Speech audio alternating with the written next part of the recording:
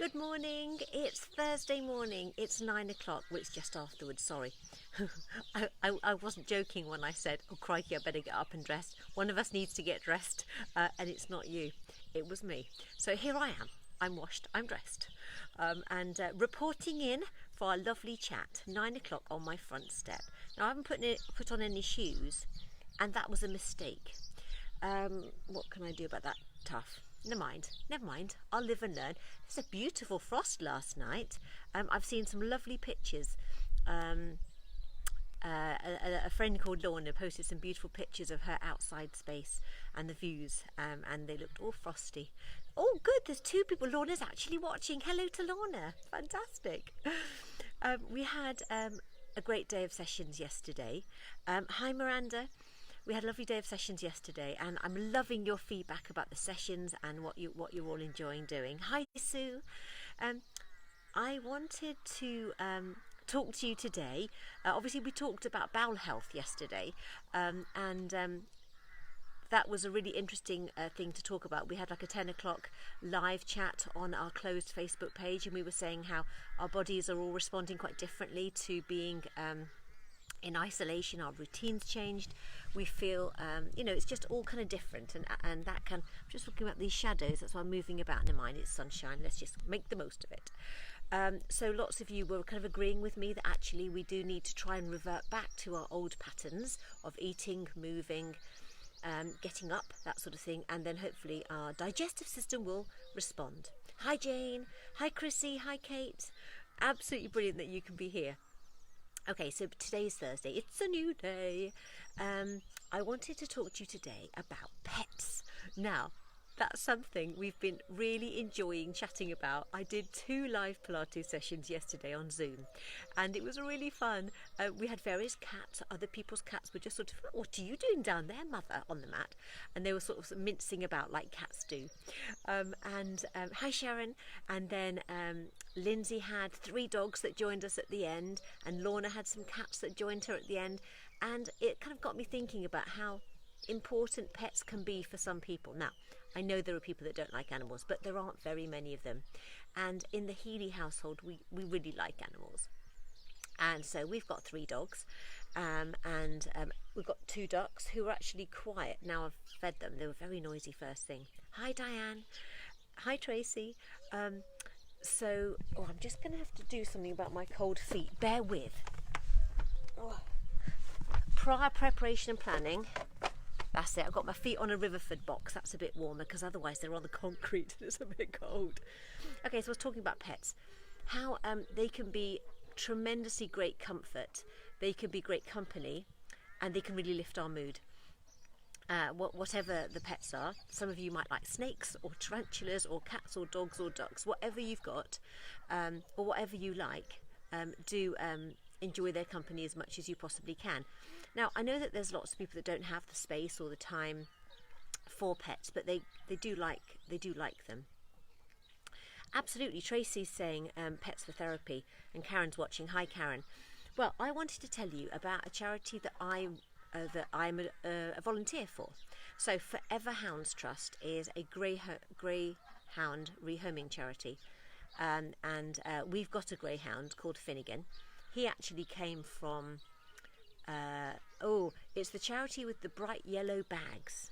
I can't think what they are now. Anyway, the Dogs Trust. Yeah, Finnegan came from the Dogs Trust, but there are literally zillions and zillions and zillions of greyhounds that were bred for racing. Some never raced, some did race, but they all need a loving home once they've been rescued, otherwise they get made into meat. Oh, the Dogs Trust. Thanks, Tracy.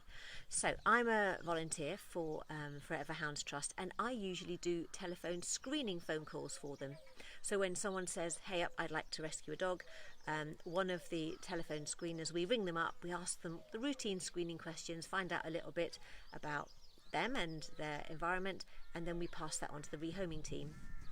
So obviously, at the moment, I'm not doing that, but that's restarting again in April once my life has settled down a little bit.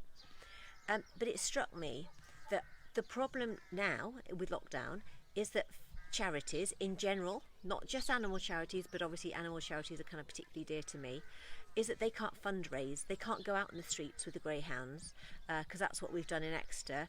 We've taken greyhounds, and people love dogs.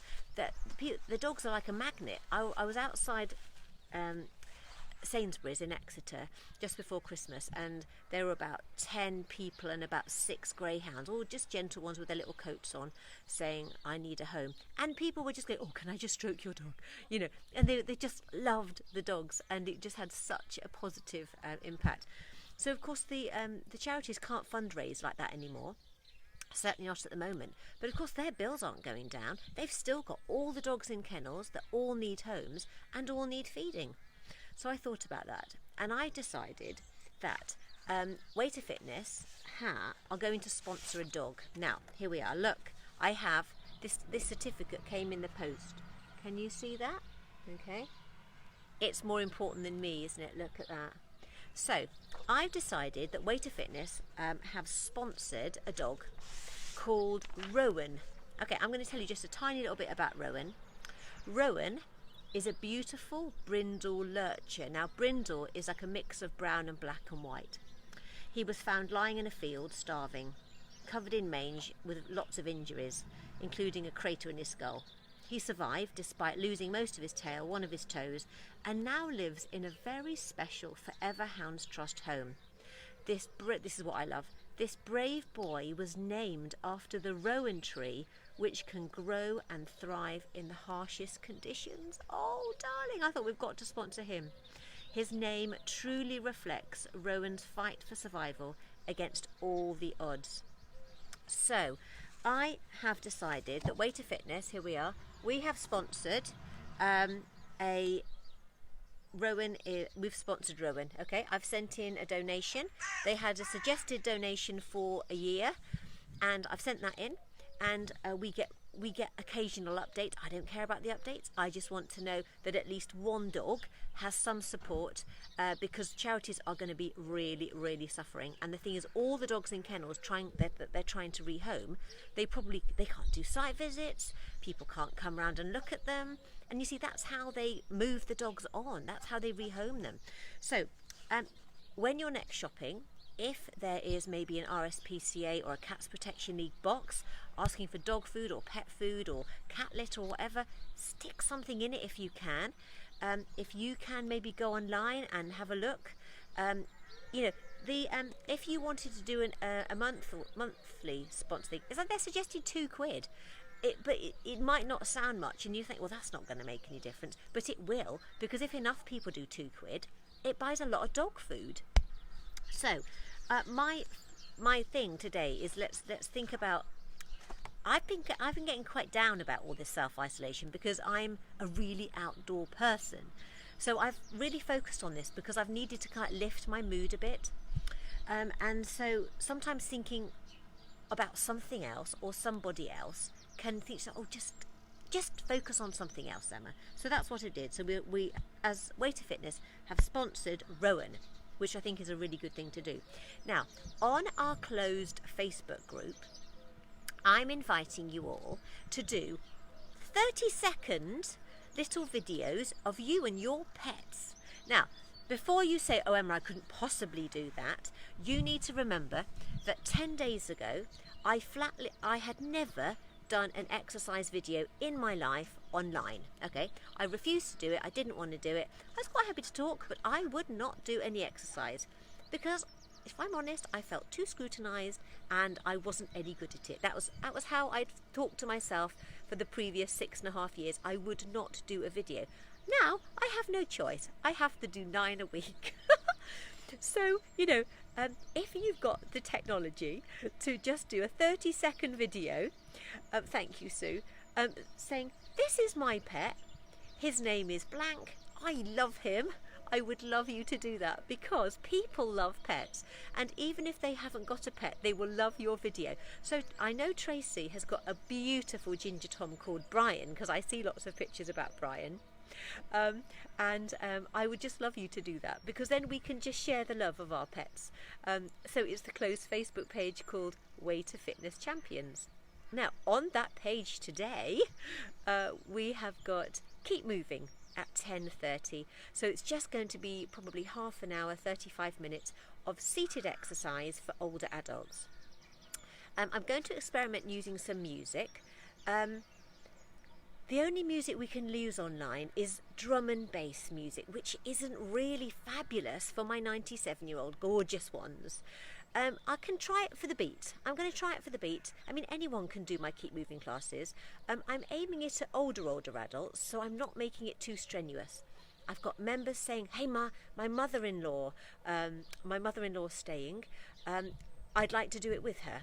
Brilliant, you do that. So my usual Keep Moving classes are very energetic, and I have a great range of abilities from probably 55. I think the oldest is 94. But I'm going to be doing the level of exercise that is going to be more gentle. Okay, if you've got a rolling pin or anything you can use as a paddle, find it for 10:30, because we'll be doing some canoeing this morning, and we're also going to be talking about pelvic floor exercises. Okay, those are exercises that we don't think about very often, but actually it's a muscle that can be rather forgotten about. Okay, so 10:30 today we have Keep Moving on the closed Way to Fitness Champions page, and then we have live exercise at 6:30 of a cardio nature. We're going to get hot and sweaty. That will be for about 45 minutes. So make sure you've got space, you've got trainers, and you've got your sports bra on.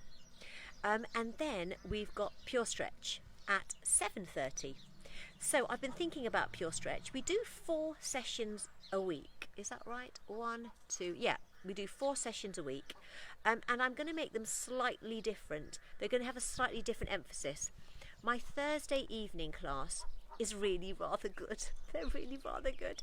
So we're going to have, it's just going to be a lovely Pure Stretch session, but we are going to be doing some bigger stretches.